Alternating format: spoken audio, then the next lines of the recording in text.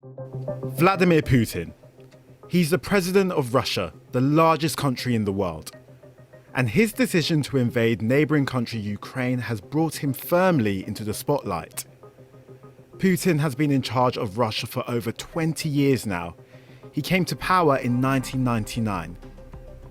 But he remains a controversial figure, both in his own country and around the world.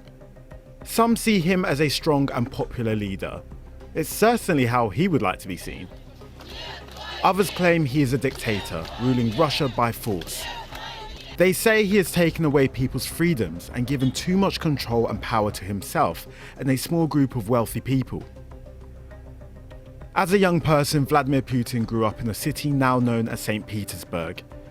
He had a tough childhood and got into a lot of fights as a kid. He took up judo as a way to defend himself, a sport he still enjoys even now. As a young man, he worked as a spy for the Soviet Union, which was a country dominated by Russia and included Ukraine. But while Putin was an agent, the Soviet Union and the group of Eastern European nations Russia controlled collapsed. Putin felt humiliated by this defeat and carries the shame of it to this day. As president, one of his main ambitions for Russia is to establish it again as a strong world power which other countries around the world respect.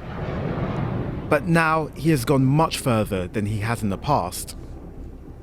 Starting a war and invading another country is a huge step for any leader to take, and Putin has been criticized by many countries around the world.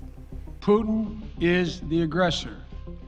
Putin chose this war, and now he and his country will bear the consequences. He's justified his invasion of Ukraine by saying it's not its own country, but it's actually part of Russia.